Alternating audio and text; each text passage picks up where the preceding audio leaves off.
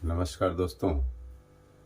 आज मैं आप लोगों को एक बहुत ही महत्वपूर्ण जानकारी दे रहा हूँ रोलिंग मिल से संबंधित या अदर सेक्टर में भी इस टाइप के काम होते हैं। रोलिंग मिल के भी अलावा जहाँ भी मैन्युफैक्चरिंग होता है या दूसरे टाइप का गियर बॉक्स वगैरह या मोटर वगैरह जहाँ काम करते हैं तो वहाँ इस टाइप का फार्मूला वगैरह वो लोग लगाते हैं या हम लोग भी लगाते हैं या रोलिंग मिल में भी काम करता है सभी लगाते हैं उस चीज़ को।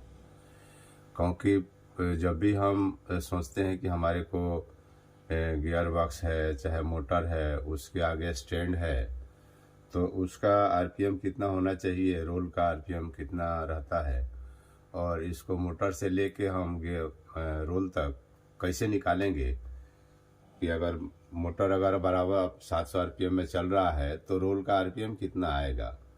और इसी तरह से अगर मान लीजिए कोई रिडक्शन गियर बॉक्स है, वार्म गियर बॉक्स है और उसके आगे हमारे को कोई पुली लगाना है जिसको आरपीएम हमको सेट करना है कि इतना इसका आरपीएम होना चाहिए। तो उसके लिए मैं आपको एक बढ़िया फार्मूला बता रहा हूँ। उससे क्या है, इस टाइप का जो भी चीज़ें हैं आसानी से निकल जाती है, समझने में भी इजी रहता है इस टाइप से। क्योंकि बगैर समझे और बगैर उसको किए हम आगे का जो भी हमारे को एक निश्चित आरपीएम चाहिए वो हमारे को नहीं मिल पाता है। तो इसके लिए क्या है कि पहले हमको ये जानना ज़रूरी है कि मोटर का आरपीएम कितना है, उसके आगे जो रिडक्शन गियर बॉक्स लगा हुआ है वो कितना है, उसके आगे जो हमारा रोल है या पुल्ली है जो भी चीज़ है उसका कितना आरपीएम हमारे को आएगा। तो अगर मान लीजिए कि मोटर का आरपीएम हमारा 700 है, अगर कोई मोटर है यहाँ पर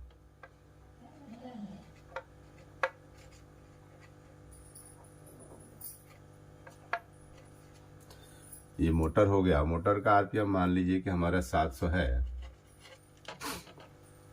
उसके आगे में इधर साइड में हमारा गियर बॉक्स लगा हुआ है, रिडक्शन गियर बॉक्स, आरजी अगर इसको बोलते हैं तो ठीक है। आरजी गियर बॉक्स यहाँ पर अगर लगा हुआ है और इसका जो रेशियो होता है किसी भी रिडक्शन गियर बॉक्स का एक निश्चित रेशियो होता है। रिडक्शन गियर बॉक्स हो गया, वार्म गियर बॉक्स हो गया या इंक्रीजर गियर बॉक्स हो गया, इनका एक अपना एक रेशियो होता है और हम जो भी पार्ट्स ऑर्डर करते हैं तो उसी रेशियो के हिसाब से ऑर्डर करते हैं कि आगे का आरपीएम हमारा कितना होना चाहिए। और कई बार होता है कि वार्म गियर तो हम मंगा लेते हैं लेकिन फिर उसको क्या है पुली से हम डिवाइड करके आगे की आरपीएम हमारे को हम निकालते हैं उसको दोस्तों। तो अब ये हो गया हमारा मोटर का आरपीएम 700 आरपीएम हो गया। ऐसे ही गियर बॉक्स है, गियर बॉक्स का मान लीजिए हमारा रिडक्शन जो है 15:1 है, 50:1। इसके बाद में आगे हमारा जो भी स्टैंड लगा है, रोल हो गया, इसका आरपीएम कितना आएगा, आरपीएम कितना आएगा। इसका 700 आरपीएम हो गया मोटर का, रिडक्शन गियर बॉक्स का 15:1 का रेशियो है उसका। तो आगे वाले हमारा जो भी ड्राइव है उसका आरपीएम कितना आएगा। तो इसके लिए क्या है दोस्तों,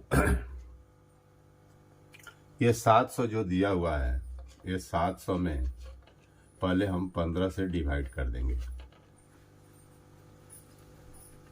पहले हम 15 से इसको डिवाइड कर देंगे, 700 में 15 से डिवाइड कर देंगे। डिवाइड करने के बाद में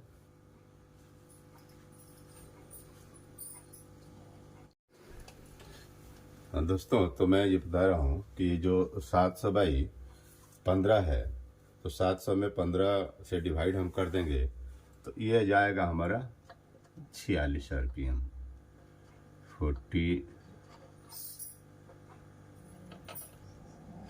46 और ये जो है ये हमारा इसका आरपीएम आ जाएगा 46 आरपीएम, 46 आरपीएम। मोटर का आरपीएम 700 है, रिडक्शन गियर बॉक्स का जो रेशियो है 15:1 है तो उसको क्या करेंगे, मोटर के आरपीएम में रिडक्शन गियर बॉक्स का जो रिडक्शन दिया हुआ है रेशियो, उसे हम डिवाइड कर देंगे। डिवाइड करने के बाद में फिर हमारा आगे का जो है वो आरपीएम आ जाएगा। ऐसे एक दूसरा और देख लेते हैं।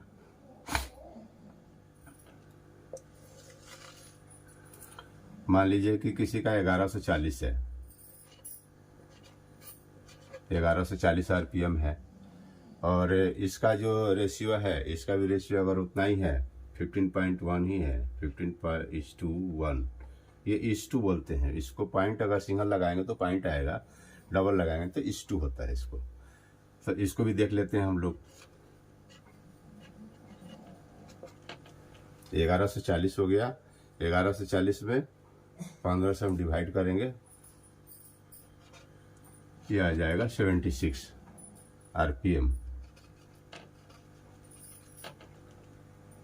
तो ऐसे ही हमारा यहाँ पर जो दूसरा हमारा वो रोल्स लगा हुआ है, चाहे जो भी शाफ्ट है, पुली है, कुछ भी है, उसका आरपीएम जो हो जाएगा हमारा 76 आरपीएम हो जाएगा।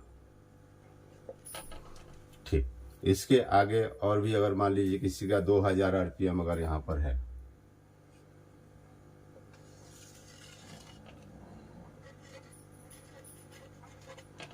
दो 2000 आरपीएम है,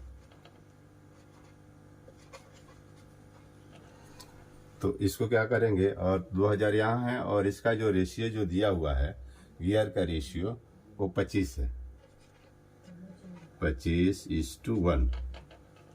तो इसको भी हम सेम करेंगे, डिवाइड 25, 2000 हो गया, 2000 को हम 25 से डिवाइड करेंगे, ये आ जाएगा हमारा 80।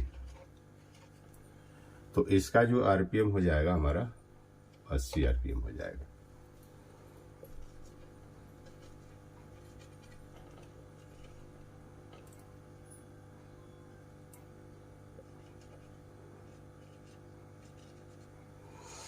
तो ये एक बहुत ही बढ़िया फार्मूला है आप लोगों को, क्योंकि बहुत आदमी जानते भी नहीं होंगे कि इसको कैसे हम डिवाइड करें कि हमारे आगे का इतना आरपीएम मिलना चाहिए। अगर मान लीजिए हमारे को अगर यहाँ अगर 80 या 100 का अगर लेना है, 100 का अगर आरपीएम करना है, तो मान लो आपका गियर रेशियो सेम ही है, तो उसके आगे हम क्या करेंगे, एक पुली लगा लेंगे, एक पुली लगाएंगे, और पुली के बाद में 80 जैसे आरपीएम आ गया, मान लीजिए हमको वहाँ पर 100 चाहिए, तो फिर हम क्या करेंगे, ए रिडक्शन गियर के बॉक्स के आगे साइड में एक हम पुली लगा लेंगे, और उस पुली को फिर क्या करेंगे कि आगे वाली जो पुली हम लगाएंगे, अब ये मान लीजिए हमारे को ये 80 हो गया, ये 80 हो गया, इसके आगे हम जो भी पुली लगाएंगे तो वो बड़ी पुली लगाएंगे, और फिर उससे आगे में एक छोटी पुली लगाएंगे, तो जाके हमारा उसका आरपीएम 100 हो जाएगा, क्योंकि सेम साइज का पुली लगाने से हमारा आरपीएम 100 नहीं होगा। तो इसके आगे हम अगर मान लीजिए एक बड़ी पुली लगा लेते हैं, उसके आगे एक छोटी पुली लगा लेते हैं, तो हमारा जो आरपीएम आएगा वो 100 आरपीएम आ जाएगा। तो ये दोस्तों एक छोटी सी जानकारी रही आप लोगों के लिए। आगे वीडियो में मैं इसके आगे का इसका आरपीएम और इसका एमपीएस वगैरह के भी बारे में आपको बताऊंगा कि मान लीजिए हमारे को यहाँ पर अगर एमपीएस अगर 5 का चाहिए या 8 का चाहिए या 10 का चाहिए, तो उसको कैसे निकालेंगे हम, उसका एमपीएस हम कैसे निकालेंगे, इसके बारे में भी मैं आपको एक जानकारी आगे वाली वीडियो में दूंगा। तो आप लोग मेरे YouTube चैनल पे बने रहिए, और बहुत सारी जानकारी आप धीरे धीरे प्राप्त करते रहिए, क्योंकि छोटी छोटी जानकारियाँ ही बड़ी जानकारियों में बदलता है। क्योंकि बड़ी जानकारी सडनली लेने से क्या है, हमारा दिमाग उतना ब्रॉड नहीं कि कवर कर सके, इसलिए छोटी छोटी जानकारी डेली हम अगर उसको एडॉप्ट करेंगे तो ये फ्यूचर में एक बहुत ही बड़ा वो हमारे को जानकारी प्राप्त हो जाएगा। क्योंकि एक बूंद से बोलते हैं ना घड़ा भरता है, तो छोटी छोटी जब जानकारियां हम लेते रहेंगे तो क्या होगा, हमारे को धीरे धीरे जानकारियां हमारे को एडॉप्ट भी होती जाएगी, हमारे जीवन में और चढ़ाव भी आते आएगा, और हम और आगे बढ़ते हुए जाएंगे दोस्तों।